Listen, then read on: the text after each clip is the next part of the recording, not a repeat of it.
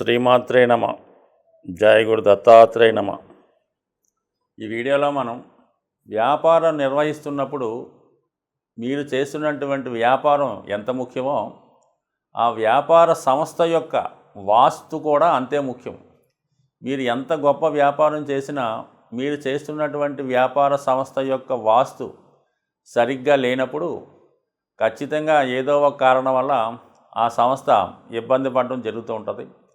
వాస్తులో ఎటువంటి దోషం ఉండడం వలన ఎటువంటి ఇబ్బంది జరుగుతుంది అన్న విషయాన్ని ఈ వీడియో చివరిలో తెలుసుకునే ప్రయత్నం చేద్దాం. సింహరాశి వారు జీవితంలో తొందరగా అభివృద్ధి చెందాలంటే ఏ వ్యాపారం చేస్తే బాగుంటుంది, ఈ వ్యాపారం చేస్తున్నప్పుడు వీళ్ళు ఎటువంటి జాగ్రత్తలు తీసుకోవాలి అన్న విషయాన్ని మనం ఈ వీడియోలో పరిశీలించే ప్రయత్నం చేద్దాం.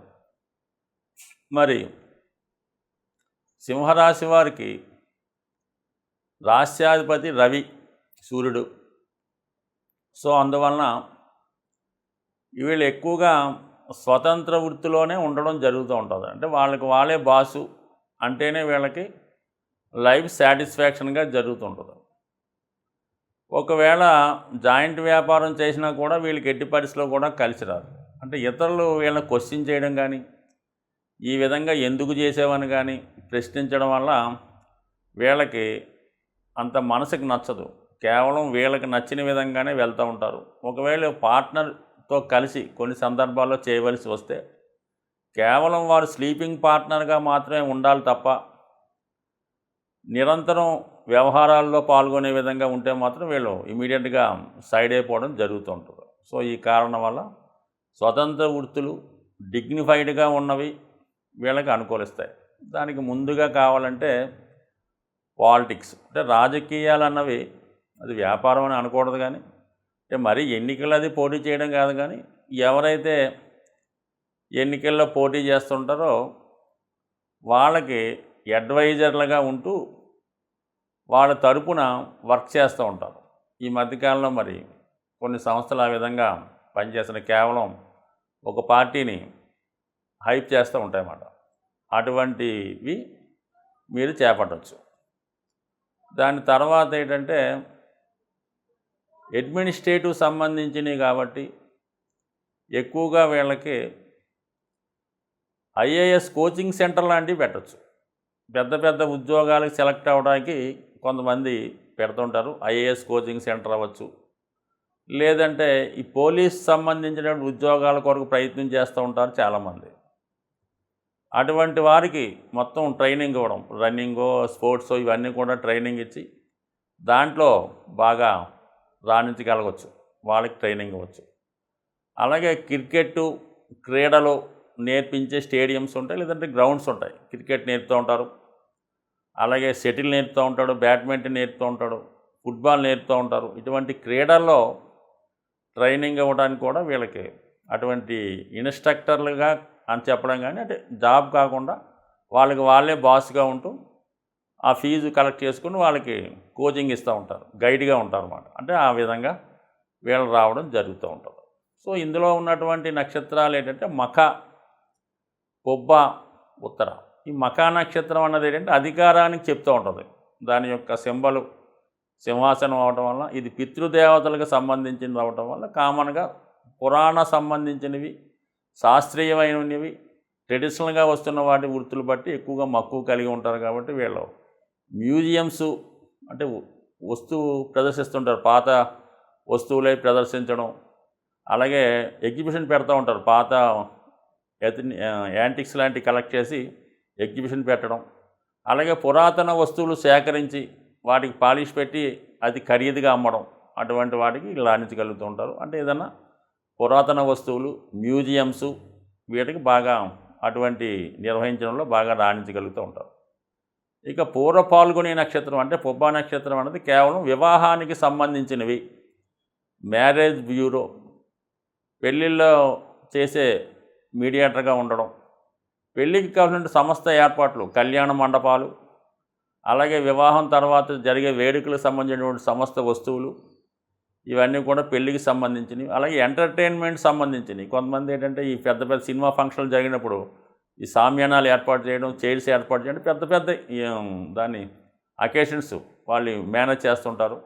ఈవెంట్స్ ఈవెంట్ మేనేజర్గా, ఈవెంట్స్ నిర్వాహకులుగా, పెద్ద పెద్ద కళ్యాణ మండపాలకు ఓనర్లుగా వీళ్ళు బాగా రాణించారు. అంటే ఎక్కడైనా శుభం జరుగుతూ ఉండాలి, ఒక మంచి తన ఒక ఎంటర్టైన్మెంటు ఇలాంటివి జరిగినప్పుడు వాళ్ళు నిర్వహించగలుగుతూ ఉంటారు. అలాగే క్రీడలు నిర్వహించే స్టేడియంసు వాళ్ళు నిర్వహణ, అలాగే కొన్ని సందర్భాల్లో ఈ సర్కస్ ఇప్పుడు లేవు కానీ వాటికి సంబంధించిన కొన్ని ఎగ్జిబిషన్లు పెడతా ఉంటారు. అటువంటి వారికి నిర్వహించే వారికి పుబ్బా నక్షత్ర జాతకులు బాగా రాణించగలుగుతూ ఉంటారు. ఇక ఉత్తరా నక్షత్రం అన్నది ఏంటంటే చాలా డిగ్నిఫైడ్గా ఉంటుంది కాబట్టి వీళ్ళు ప్రాపర్టీని రక్షించే వాళ్ళుగా, ప్రాపర్టీని సెక్యూర్ చేస్తూ ఉంటారు. సాధారణంగా ఏంటంటే ఒకళ్ళ యొక్క ఆస్తుల్ని రక్షిస్తూ ఉంటారు అన్నమాట. వాళ్ళ ఆధీనంలో పెట్టుకొని వాళ్ళని కాపలా కాస్తుండడం కానీ రక్షించడం కానీ జరుగుతూ ఉంటుంది. అందువల్ల ఏంటి వీళ్ళు ఎక్కువగా ఈ బ్యాంకర్లుగా రాణిస్తూ ఉంటారు. ఏదన్నా ప్రాపర్టీ కొనుక్కుంటే వాడికి ధనం సహాయం చేస్తారు, ఏదైనా పొలం కొనుక్కుంటే వాళ్ళకి ధనం సహాయం చేస్తారు. కాబట్టి అటువంటి బ్యాంకర్లుగా బాగా రాణించగలుగుతుంటారు. అలాగే గోల్డ్ లోన్, బంగారు లోన్లు ఇప్పించే కొన్ని సంస్థలు ఉంటాయి, కేవలం అటువంటి నిర్వహించే వాళ్ళుగా ఉండే అవకాశం ఉండదు. సో ఈ విధంగా వాళ్ళు బ్యాంకర్లుగా, ఫైనాన్సర్గా బాగా రాణించే అవకాశం ఉంది. టోటల్గా సింహరాశి వారు మరి ఎక్కువగా ఈ మకర కుంభరాశుల వారితో ఎట్టి పరిస్థితుల్లో కూడా కలిసి వ్యాపారం చేయడం కానీ వాళ్ళతో వ్యవహారం చేయడం అంత అనుకూలం కాదు.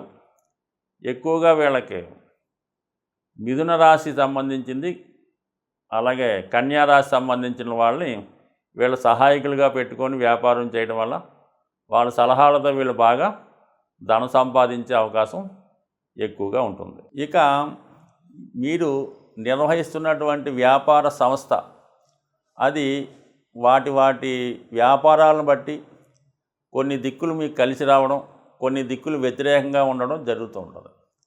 సాధారణంగా చిన్న చిన్న వ్యాపార సంస్థలు నిర్వహిస్తుంటారు. అంటే ఒక షోరూమ్ లాగో, ఒక షట్టర్ లాగో చేస్తున్న వాళ్ళకి సాధారణంగా వీళ్ళు చేస్తున్నటువంటి వ్యాపారం సంబంధించినంత వరకు, అంటే అది కిరాణా షాప్ అవ్వచ్చు, ఫ్యాన్సీ షాప్ అవ్వచ్చు, బట్టల షాప్ అవ్వచ్చు, ఏదైనా సరే దానికి సంబంధించినటువంటి షాపులే ఆ పక్కన కానీ ఈ పక్కన కానీ ఎదురుగుండా కానీ ఉండడం చాలా శ్రేయస్కరంగా ఉంటుంది. సాధారణంగా ఇది ఈ విధంగా జాగ్రత్తలు తీసుకోవాలి. చేస్తున్నటువంటి వ్యాపార సంస్థకి ఎటువంటి వీధిపోట్లు లేకుండా ఒకటి జాగ్రత్త పడాలి. 4 దిక్కులు కూడా కరెక్ట్గా ఉండాలి. సాధారణంగా యజమాని ప్రవేశించే దిక్కు ఉచ్చ దిక్కు నుంచి ముందుకు వెళ్ళడం ఉండాలి. అది తూర్పు ఫేసింగ్ అయినప్పుడు తూర్పు ఈశాన్యం గుండా యజమాని వెళ్ళాలి. అలాగే షట్టర్ ఓపెనింగ్ కూడా తూర్పు ఈశాన్యం ముందు ఓపెన్ చేయవలసి ఉంటుంది. అలాగే దక్షిణంలో ఓపెనింగ్ రోడ్ ఫేసింగ్ ఉన్నప్పుడు దక్షిణ ఆగ్నేయం గుండా ప్రవేశం ఉండాలి. అలాగే ముందుగా షట్టర్ దక్షిణాగ్నేయంలో ఓపెన్ చేయాలి. అలాగే ఉత్తర ఫేసింగ్ అయినప్పుడు ఉత్తర ఈశాన్యం ముందుగా ఓపెన్ చేయాలి. పడమర అయినప్పుడు పడమర వాయువు ముందుగా ఓపెన్ చేయాలి. అలాగే క్లోజ్ చేసినప్పుడు ఆ డోర్ చివరిగా క్లోజ్ చేయడం జరుగుతూ ఉండాలి. సో అలాగే ఈశాన్యం ఏమాత్రం ఇబ్బంది ఉన్నా, బరువులైనా కట్టయినా మీరు అక్కడ వ్యాపారం ఎంత చేసినా కూడా మీకు ఆ వ్యాపారంలో ధనం కనబడదు, చివరికి అప్పులు మిగులుతూ ఉంటాయి. వాయువు దోషం ఉండడం వల్ల ఖచ్చితంగా వ్యాపార సంస్థలో మరి అరువు పట్టుకెళ్ళిన వాడు తిరిగి డబ్బులు ఇవ్వకపోవడం వల్ల దివాలా తీయచ్చు. మీ సంస్థలో ఉన్న వాళ్ళే మీ ధనాన్ని దుర్వినియోగం చేయడం, అంటే వ్యాపారంలో దొంగతనాలు జరగడం, దొంగ అకౌంట్లు తయారు చేయడం, డబ్బు సరిగ్గా జమ చేయకపోవడం, అంటే ఈ విధమైనటువంటి ఆర్థికపరమైనటువంటి అవకతవకలు మీకు తెలియకుండానే మీ సంస్థలో జరగడం వల్ల ఈ వాయువు దోషం వల్ల జరిగే అవకాశం ఉంది. ఆ కారణం వల్ల సంస్థ దెబ్బతినే అవకాశం ఉన్నది. ఇక ఆగ్నేయ దోషం ఉండడం వల్ల ఏంటంటే సంస్థలో పార్ట్నర్స్ మధ్య విభేదాలు రావడం, ఆ షాపులో పనిచేసే వర్కర్లకి యజమానికి సరైన అవగాహన లేకపోవడం, పరస్పరం తగులాడుకోవడం వల్ల వచ్చిన కస్టమర్స్ వెనకపోవడం జరుగుతూ ఉంటుంది. అలాగే నైరుతి ఫాల్ట్గా ఉండడం వల్ల, దేశంగా ఉండడం వల్ల యజమాని సరైనటువంటి అవగాహన లేకపోవడం వల్ల, సరైనటువంటి క్రమశిక్షణ లేకపోవడం వల్ల, అతని బలహీనతల వల్ల వ్యాపారాన్ని సరిగ్గా నిర్వహించలేకపోతుంటాడు. ఏదో ఒక వీక్నెస్ ఉంటుంది. ఆ కారణం వల్ల ఏంటంటే అతను వ్యాపార సంస్థని వర్కర్స్కి అప్పచెప్పి ఇతరుల మీదకి బయటికి వెళ్ళిపోతుంటాడు.